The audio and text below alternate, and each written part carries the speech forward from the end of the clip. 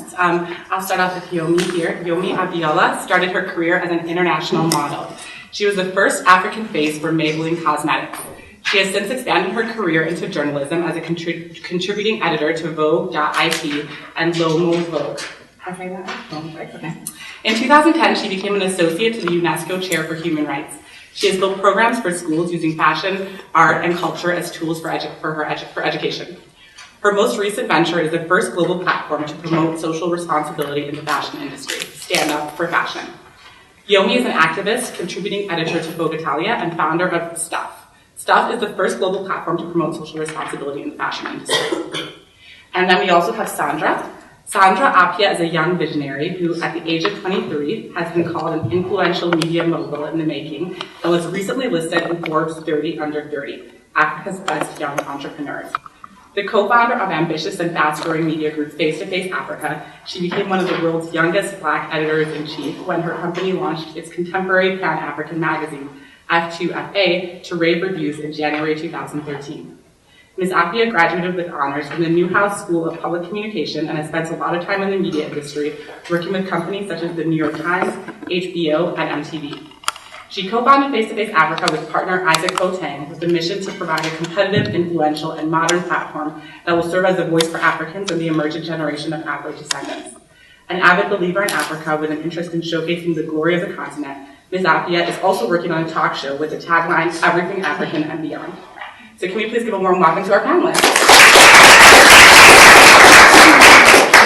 And just for all right. So to start off with an easy question, since this panel is about African fashion, how would you define African fashion? That means a lot of things today. People talk about prints, people talk about who is it made by. How would you define African fashion? I'm actually quite confused. I don't know what African fashion is. I don't know what that means. And I know that when people speak about it in a broad sense, they're talking about the prints. But for me, it's more about culture. It's more about style. When I was growing up, and I saw African fashion, I wasn't just looking at the head ties or the wrappers. I think that's more like native fashion. But in a global sense, it's more about the style. I remember seeing lots of my African uncles loving crocodile shoes and just having like a penchant and a love for things that are made well, quality. But as it speaks to what African fashion is in a global sense, I think that's still to be defined. Sure. As Yomi said, African fashion is very broad, especially considering that we're a continent of 54 countries and over 1 billion population. I mean, how do you define African fashion? It's so huge. West African fashion is completely different from East African fashion. And that's different from North African, fashion. And so the diversity is it's so much in Africa that you can't narrow it down to one definition of what African fashion is. But I agree with her that you cannot separate African fashion from culture. I'm from Ghana, and when you talk about fashion, it's parallel to culture.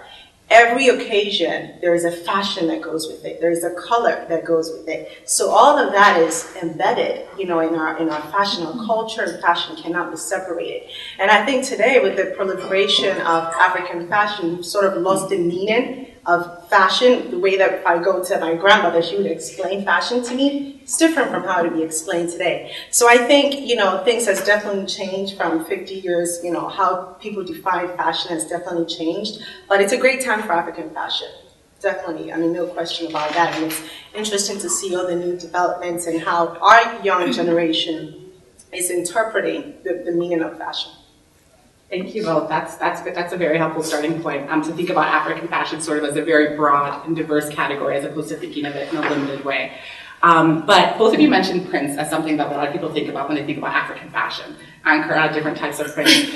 So let's talk about prints. We've seen African-inspired prints used by a lot of very prominent international designers, Michael Kors, Burberry, Donna Karan, yet African designers who are people who are actually of African descent are still somewhat obscure compared to these big names. And Sandra, for you, do you feel like this is a failure of the media, given your knowledge of the media? And maybe Yomi can answer, why is it that African fashion designers from Africa haven't been able to capture sort of a larger part of the market when non-African fashion designers have?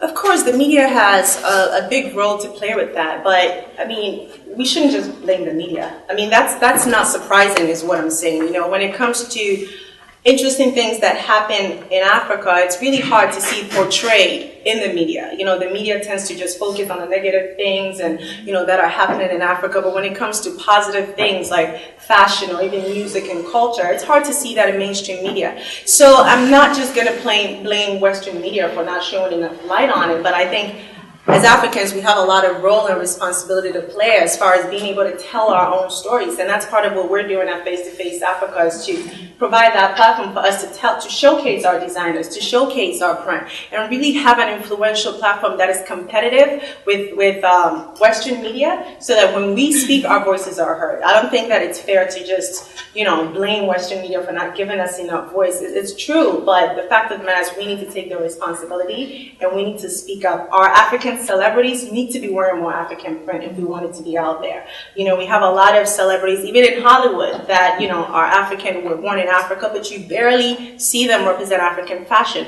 That's where it starts. When we show that we're proud of our products, when we take pride in our African products, that's when they will start taking pride in it. So I think a big part of it is our responsibility as Africans. We need to be proactive and start talking about it. And do you think that we as Africans have some responsibility to wear sort of African-inspired designs that are made by Africans, or do you think it matters if we're wearing, you know, African prints made by Michael Kors? We should be doing both. Yeah. You know, I mean, you have some people who prefer, you know, to wear African-inspired by Michael Kors or whatever. It just means something different to them. Oh, I'm wearing Michael Kors instead of a up-and-coming African, you know, a designer. So again, it's all part of the mentality. We need to appreciate African products, homemade products. It shouldn't be a bigger deal because it's Michael Kors. You know, if Yomi wants to start her own, you know, company and starts doing prints, we should appreciate her products as much as we do Michael Kors. So it's a change of mentality that we need to start with. Sure. Thanks, Sandra. Yomi, can you tell us more about what your thoughts are on this? Yeah, I have lots of thoughts. So I think it's essential for us not to reduce African fashion down to prints, because now we're talking about prints. And when all these designers, you think about Burberry's, you think about Michael Kors, who have been around for a while and they've been cultivating their craft for a very, very long time. They've taken the inspiration that they take from anywhere or everywhere in the world, and they've put it in a specific context. And any of us who are African, who have grown up with those sorts of prints around them, recognize those prints. Oh, my grandma wore that, my aunt wore that. We recognize them, and the rest of the world don't necessarily recognize them.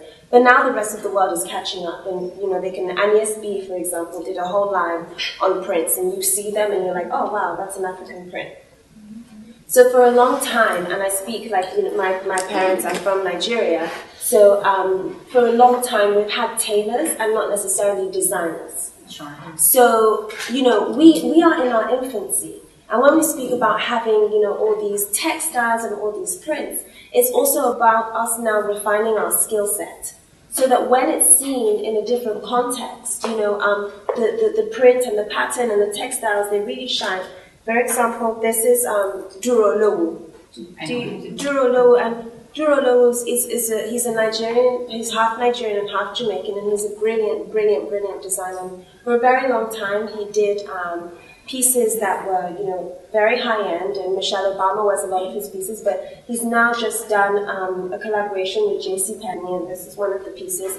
And so, you know, it's now becoming mass.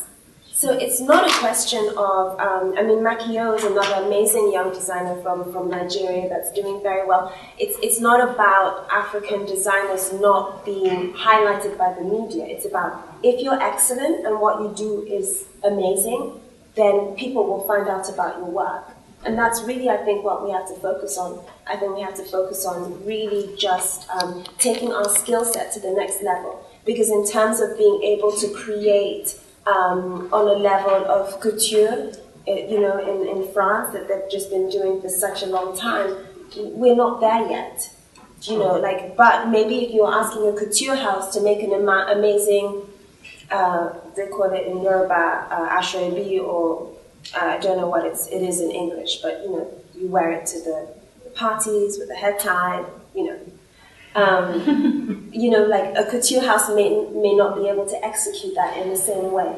So now that we're moving to a more global platform, and obviously we want global recognition, then, we have to alter our skill set. And just to add on really quick to what she's saying, it's that entrepreneurial aspect of it. We can't think of designers as just designers. They are entrepreneurs.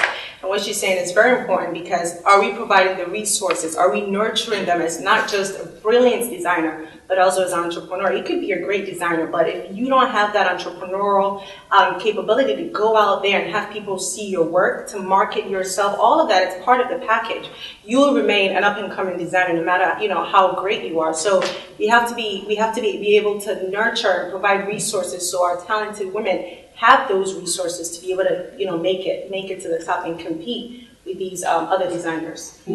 Sure. No, those are really helpful points, and I think one of the things that both of your points have brought to mind for me is given that we say we have African designers have challenges, they face challenges with entrepreneurship, et cetera. Can you talk more about what the challenges that you feel are sort of most prominent in the African fashion market today? So, and more importantly, is there anything that we can do as people in the diaspora or even on the continent to sort of facilitate the kind of progress that you mentioned for African fashion designers? I think a great place to start is visibility. And when it comes to visibility, it's not just media. It's support from the community. I know a lot of really, as she was saying, a lot of really great designers, young, up-and-coming designers who really have some great products, but they just don't know how to get themselves out there. A lot of them are going to school. So many are from Fashion Institute of Technology, and they're trying really hard to get their stuff out there. But the challenge is, how do we do it? Who is interested in our stuff? So also knowing the market that will be interested in what you're doing. So again, I think a big part of it is that entrepreneurial aspect. Is they have the idea, they have the vision for the designs. They know what as far as execution, it's there, but as far as how we get in the market and who's the right target, it's not really there yet. And I don't know if I have the answer as far as how to approach that, because it's still new to the market. African fashion is still new to mainstream fashion. And I think people are still trying to figure out, what do we do with it, now? I think it's interesting to see 10, 15 years from now, what is going to happen with that. But those are just visibility, marketing. What do we do with this new trend, this new inspiration, I think is one of the challenges. And let me press you on that just a little bit. You mentioned the target market. Can you tell us, who do you feel is the appropriate place to start in terms of the target market for African fashion? We see, even in this room, we see a lot of people wearing different African prints, et cetera, in sort of a more modernized fashion. You'll make sure even talking about this collaboration with JCPenney. Who do you think is the appropriate target market in terms of starting out? Should we be starting out in diaspora? Should we be starting out, locally back home in our different countries? Or should it be a combination of the two? Where do you think that designers really get that sticking point that they need to? So I don't know if there's a specific place to start as far as okay, let me start off in the community, but it also depends on the type of resources that you have, because you can do mass production, or you can start off as a local entrepreneur, doing, making clothes for some local, personalities, and then they use their platform to give you the exposure that you need. So it all depends on really how passionate you are about what you're doing, the type of resources that you have, and how far you can go, and also where you're based. If you're in Africa, then obviously you need to start off where you are in your community and get the exposure there, and then eventually branch out. If you're here, then you start off so it depends on where you are, what aspects you are in your life, and what your vision is, and really what you want to do with that platform. Thanks, Sandra. Yomi, can you tell us a little bit about, first of all, the first question, do you see any sort of distinct challenges for African fashion designers that they face? And also, do you have a take on this target market question? So I've been to a few fashion weeks on the continent, and you can fall in love with a piece, you can see an amazing collection, and then there's no production. So you create the demand, you love the clothes, and you're like, okay, great, I need 10 of these. And at the end of the day, part of the reason why a lot of people are drawn to fashion, and why I was drawn to fashion is about fantasy. It's amazing. It transports you to another place. But the bottom line is that it's about business. So you create this demand, people are interested in what you create, and then there's you can't meet that demand. So, already there. And then things move so quickly, like, you know, in the age of the internet, people are like, on to the next. So that's one challenge. And then the other challenge is you know, quality control. So a lot of people, you know, they produce in China. They don't necessarily have the means to go and, you know, focus on the manufacturer. They haven't, like, you know, created relationships. And so all of a sudden they're in a situation where they had one great collection and then the second collection is just hasn't been executed in the same way. Then another challenge that we face is because, you know, because we are in our infancy and, you know, African fashion, whatever that really means, but let's talk about the fashion industry in Africa is just now emerging. We really want to be able to nurture and incubate our ideas. So if we have amazing ideas and then we're shipping them off somewhere else for production, that also is defeating the purpose of, you know, of growing an industry and cultivating an industry in the continent. So personally, those are the challenges that I've seen. And then, of course, there's the challenge that not just Africans have, but everybody has, like when you're an entrepreneur and you're starting a business, which is, you know, capital, financing. Sure. Sure. And do you think, I mean, what do you think, you mentioned manufacturing as being one of the big challenges, Yeah.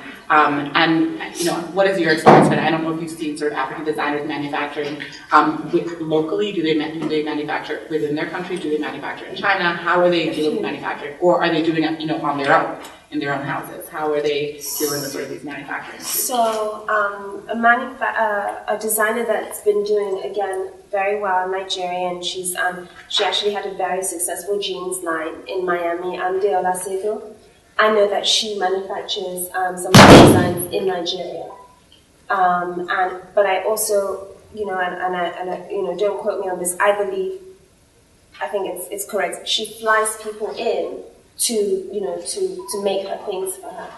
But she's, you know, she also has a couture line, so it's not as labor intensive. But again, the expertise isn't necessarily there. I believe Maki O also produces in Nigeria as well. So, Okay, great.